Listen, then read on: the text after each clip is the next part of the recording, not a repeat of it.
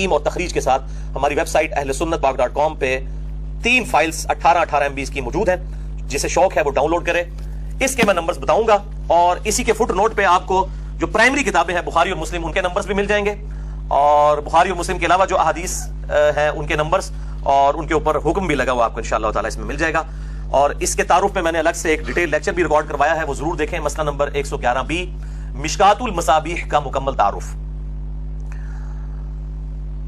تو یہ 10 احادیث, اس میں سے پہلی حدیث صحیح بخاری اور صحیح مسلم کی متفق علیہ حدیث ہے, اور مشکات میں اس کا نمبر ہے 1223 1223. اور یہ بڑی مشہور حدیث ہے جس سے آپ کو یہ بات پتا چلے گی کہ چاہے شب قدر ہو یا کوئی اور رات ہو, اس میں جو فضائل و برکات ہیں وہ کسی نہ کسی درجے میں روزانہ رات کے اندر آخری تہائی پہر کے اندر موجود ہے. اور یہ بڑی مشہور حدیث ہے. آپ صلی اللہ علیہ وآلہ وسلم نے فرمایا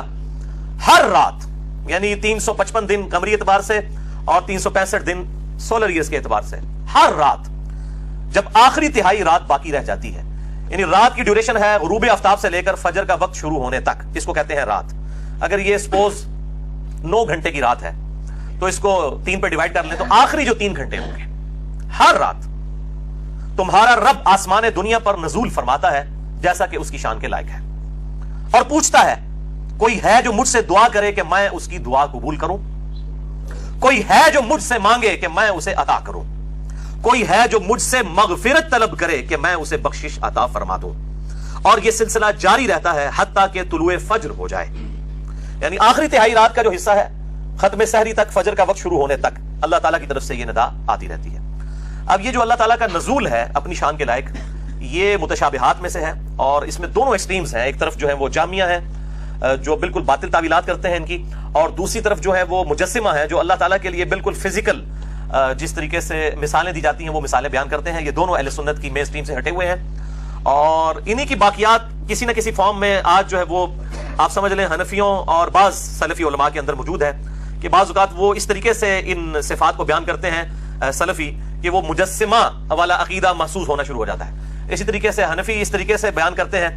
گویا کہ جہمیہ والا عقیدہ لگنا شروع ہو جاتا ہے, جبکہ اس کے درمیان ہے حق راستہ. اور اس پہ جس کو شوق ہو تو یوٹیوب پہ آپ رومن میں جا کر لکھیں اللہ کہاں ہے, یا انگلش میں بھی لکھ لیں ویئر از اللہ, تو سب سے ٹاپ پہ انشاءاللہ میرا کلپ کھل جائے گا, جو میرا خیال ہارڈلی 11-12 منٹ کا کلپ ہے. اسی طریقے سے استواء علی العرش کے حوالے سے بھی میرا کلپ ہے 10-12 منٹ کا, وہ بھی آپ کو مل جائے گا. آج اس کی ڈیٹیل میں جانے کی ضرورت نہیں ہے. دوسری حدیث پرٹیکولرلی بالخصوص شعبان المعظم کی فضیلت سے ریلیٹڈ ہے,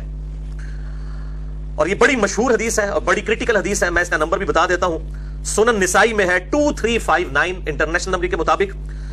اور دور حاضر میں 2 بڑے محدثین شیخ زبیر لیزئی رحمہ اللہ تعالی المتوفى 1435 ہجری اور شیخ ناصر الدین البانی رحمہ اللہ تعالی المتوفى 1999 عیسوی, ان دونوں نے اس کی تحکیم کی ہے صحت کے ساتھ. اور مشکات میں آپ کو یہ حدیث تو نہیں ملے گی, لیکن شیخ زبیر صاحب نے جو شعبان المعظم پہ ضعیف روایت تھی اس کے فٹ نوٹ پہ لکھ دیا کہ یہ شعب الایمان امام بیہقی کی کتاب کی روایت تو ضعیف ہے, لیکن یہ روایت صحیح ہے جو یہ میں بیان کرنے جا رہا ہوں. 1305 نمبر 1305 مشکات میں جو حدیث ہے اس کے فٹ نوٹ پہ یہ حدیث شیخ زبیر صاحب نے سنن نسائی کی لکھ دی ہے. اسامہ ابن زید رضی اللہ تعالیٰ عنہ کہتے ہیں کہ میں نے نبی صلی اللہ علیہ وسلم سے پوچھا, اے اللہ کے محبوب صلی اللہ علیہ وآلہ وسلم, کیا وجہ ہے کہ میں آپ کو رمضان المبارک کے بعد کسی اور مہینے میں اتنے روزے رکھتا ہوا نہیں دیکھتا جتنے روزے آپ شعبان المعظم کے مہینے میں رکھتے ہیں؟ تو آپ صلی اللہ علیہ وسلم نے فرمایا کہ یہ جو مہینہ ہے جو رجب اور رمضان کے درمیان ہے, یعنی شعبان, یہ ایسا مہینہ ہے کہ اکثر لوگ اس کی فضیلت سے غافل ہیں. یہ بڑی امپورٹنٹ بات ہے, اکثر لوگ اس کی فضیلت سے ناواقف ہیں اور غافل ہیں, غافل کے الفاظ ہیں. جبکہ یہ ایسا مہینہ ہے کہ جس میں اعمال اللہ کے حضور پیش کیے جاتے ہیں, اور میں اس لیے کثرت سے روزے رکھتا ہوں, اور بخاری مسلم کی حدیث میں آتا ہے کہ بعض اوقات آپ نے شعبان کا پورا مہینہ ہی روزے رکھے ہیں. میں اس لیے کثرت سے روزے رکھتا ہوں کہ میری یہ خواہش ہے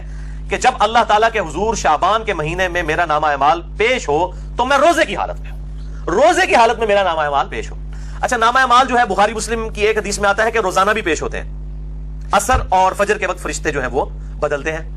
اسی طریقے سے اسی کانٹیکسٹ میں ایک حدیث ہے صحیح مسلم میں اور جامعہ ترمذی میں موجود ہے, اور مشکات میں ہے 2056 کہ آپ صلی اللہ علیہ وآلہ وسلم ہر پیر اور جمعرات کا روزہ رکھتے تھے. پوچھا گیا کیوں رکھتے ہیں, تو فرمایا ہر پیر اور ہر جمعرات کو نامہ اعمال اللہ کے حضور پیش ہوتے ہیں, میری خواہش ہے کہ میں روزے کی حالت میں میرا نامہ اعمال اٹھایا جائے.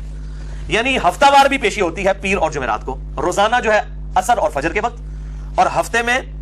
پھر وہ کمبائنڈ فارم میں، جس طرح ہمارا بھی ہوتا ہے کہ ایک سال کا بھی بجٹ آتا ہے، پھر مہینوں پہ ڈیوائیڈ ہوا ہوتا ہے، پھر منی بجٹس ہوتے ہیں، تو اللہ تعالیٰ کا بھی جو سال کا پورا سیشن ہے وہ شب قدر ہے، جو رمضان کے آخری عشرے کی طاق راتوں میں ہے، اور جو ہفتہ وار ہے وہ اس اعتبار سے پیر اور جمعرات اور روزانہ فجر اور عصر کے وقت، اور سال میں ایک مہینہ اللہ تعالیٰ نے مخصوص کیا ہے، ایک تو ایک رات ہے نا، ایک مہینہ بھی مخصوص ہے، وہ شعبان المعظم کا مہینہ ہے اس حدیث کے تحت۔ اچھا، اسی کانٹیکسٹ میں ایک اور حدیث بھی ہے جو صحیح مسلم میں ہے اور مشکات میں اس کا نمبر ہے 2045، کہ آپ صلی اللہ علیہ وسلم سے جب پیر کے روزے کے بارے میں پوچھا گیا تو آپ نے فرمایا فیہ ولدت وفیہ انزل علیہ، کہ میں پیر کا روزہ اس لیے رکھتا ہوں کہ اس دن میں پیدا ہوا اور اسی دن مجھ پر پہلی دفعہ وہی نازل ہوئی،